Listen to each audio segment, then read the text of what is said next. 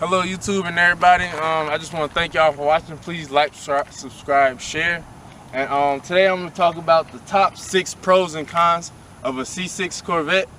And before I start, I do want to say, one, I apologize. The car kind of dirty. I just did a quick wash before I started it. And two, I never used this camera before, so bear with me and we're going to see how it turns out. But without further ado, I'm going to stop talking and get right to it.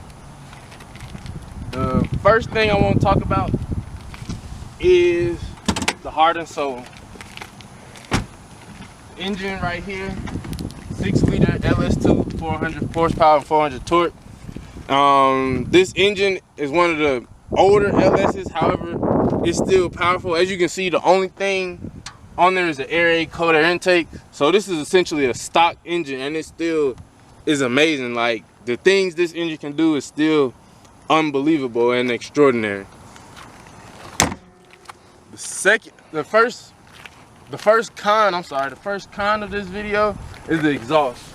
Now granted, it's dirty, but when it's clean, it looks very well, but it's very, very quiet. And even I can start it right now and you can see this exhaust, especially for a V8 car, is not loud at all.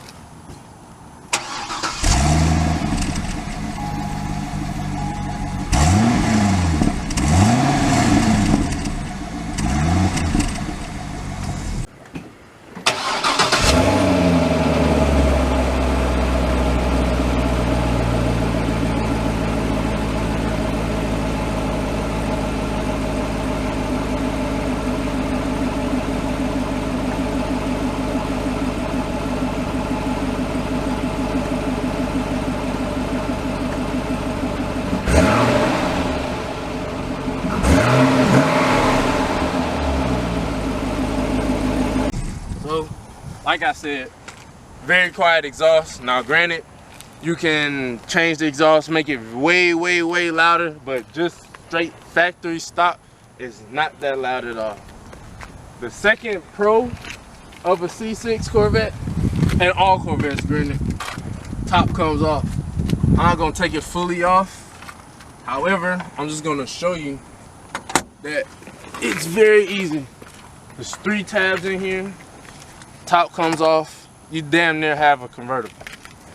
Simple as that. You can ride in style. It's great for the summer too.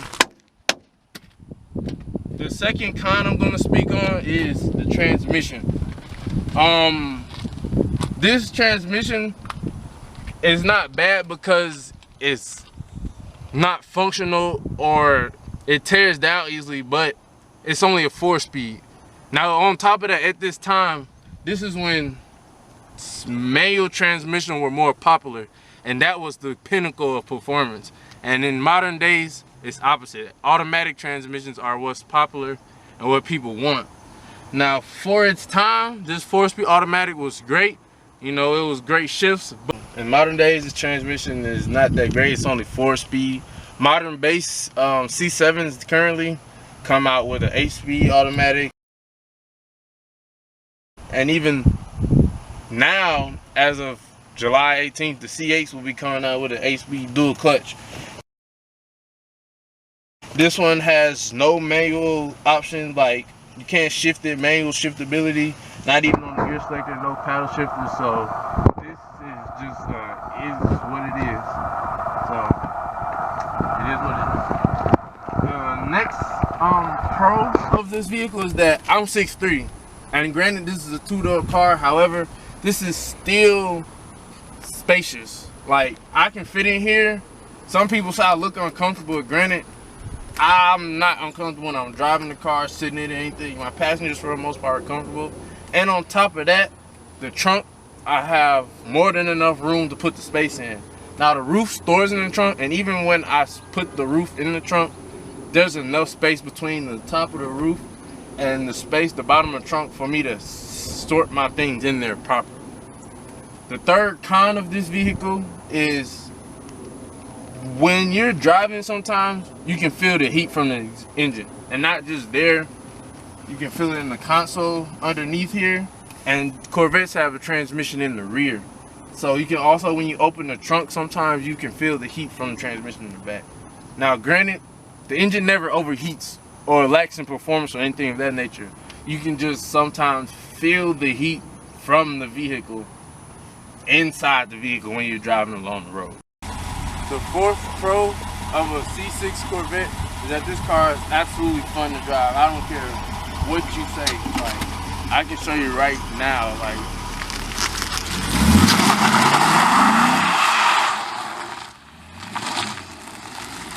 it's fun, and I wasn't even trying. That was just simple, just to show you how this car is just fun, and just, if you know what you're doing, you can have so much fun.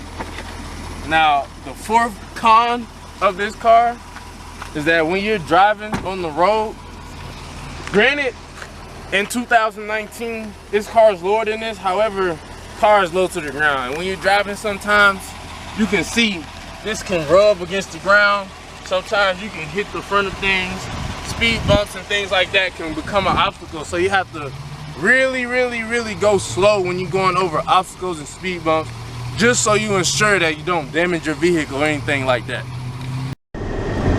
Alright, now as y'all see, I'm inside on the highway, and the reason why I came on the highway to continue this video is because the fourth pro of this vehicle, C6 Corvette, is that the engine pulls like crazy. Even for an LS2 400, I mean, it pulls. And as you can see, I mean, that was around half throttle. You know, if I can get a little distance, I'll give y'all one more. But like I said, now granted, the transmission, it's only 4 gears. That's all you got to work with. If it was more, it would pull even harder. It would just let the engine be able to pull that harder. But even with only 4 gears, I'll show you again. I mean, and that's easy. I mean, I wasn't, you know what I'm saying? It was just easy. Like, the engine pulls, like, that's not even barely, I don't even know if it hit 3,000 RPM. And it was still pulling easily and consistently. It was no up and down, bad torque, bad power. It was all smooth. So that is, like, granted, damn near the biggest pro of this vehicle, period. The fifth con about this vehicle is the gas mileage. Now, he gonna try to show you, but I got a quarter tank left, and I can only go 90 miles. That's terrible. And on top of that, I don't care if I drive fast, slow, anyway, it's always 20 miles per gallon. Now granted, the car is rated at 21 miles per gallon combined. However, like I said, it's always between 20 point something miles per gallon. And when I fill it up, of course it costs, you gotta put premium in it too, but when I fill it up, it says about 350 miles per gallon range till empty. That's not that great. Now granted, it's not terrible, especially in 2019. There's a lot of cars, like crazy performance cars, like Hellcats and a lot. You can go down the name, but Hellcat just popped in my head first. They drink gas like crazy. I don't know if it's that bad, but if you were daily driving it, you will get tired and notice how you can go through a tank within a few days. Now, the sixth and final pro of the C6 Corvette is that, granted, this car is powerful. Like I said, it has 400 horsepower and torque, but for someone getting into fast cars, like next level fast, this is not that hard to drive. You can still handle the road. Just like I showed you when I was pulling, when I was hitting the gas about half throttle, I was hitting it. I didn't lose traction. I didn't do anything. Now granted, there's cars out there that will do that. And even when this car was first produced, cars like Dodge Viper and whatnot, they were hard to drive. Like, you can hit it, slide, and a lot of things like that. But with this Corvette, I can go, slow down on the dime. Even if I were to weave in and out of traffic, I can do that, and it's not that hard. So it's a good car to start off with. And the final con of the C6 Corvette, I'm gonna show you, I'm gonna turn the arrow so I can hear you can hear the outside road noise a lot. Like, granted, hearing the engine and exhaust is good, but the actual road noise is terrible. Like, this is a loud ride, and it's not that annoying, but when you first start riding this car, especially if you just have like an average like 4-door sedan or something, or even in the modern 2019, a regular Corvette now is not this loud. It's like you can hear the road, bumps, everything. Now granted, these are run flat tires on these cars, and I heard that run flats in general are loud, and I heard that these Michelins that come with this car are loud, period. Now granted, I do believe that plays a factor. However, I never tried any other tire on this vehicle, so who knows what the deal is, but it is loud inside. So I gave y'all the 6 pros and cons of a C6 Corvette, and granted, those 6 things I told y'all were more like along the lines of just having it and driving it on a regular basis, as opposed to racing or dragging it or anything like that. But now, as a bonus, I'm just going to tell y'all a few maintenance things that goes along with the C6 that I personally experienced with this car. So the first thing I'll tell y'all is, if y'all notice when I opened the hood to talk about the engine, I held it the whole time. That's because the 2 struts that hold the engine up have gone out, which need to be replaced. That's not a big problem, but it's still a problem. The second thing I would say is the exhaust. The exhaust started rattling like crazy, and I figured it was something simple, which it was. It was just one bolt that needs to be bolted back down. However, it still came loose, which is a problem. Third thing I would say is the gear shifter. Like I said, functionality of the transmission has never been a problem. However, as you see, I'm in drive now. It's loose, like the connections, like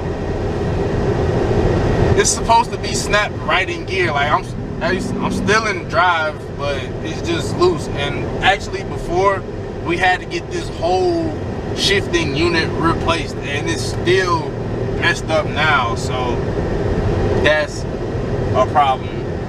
And like I was saying, this is me nitpicking right now. Granted, this car is amazing, beautiful, but C6, as of, like I said earlier, as of July 18, 2019, this car is now 2 generations old. And the C7, the base C7, compare apples to apples, this is a base C6. Base C7 had 450 horsepower and torque, and this is a base, and it has 400. The base C8 that's coming out this year has 495 horsepower, and I forgot torque. But still, this has 400. So as time has come along, the engines have got better, everything has gotten better, things like that. Now, one thing I will say that I should have said before when I was talking about the engine is that a C6, this engine LS2,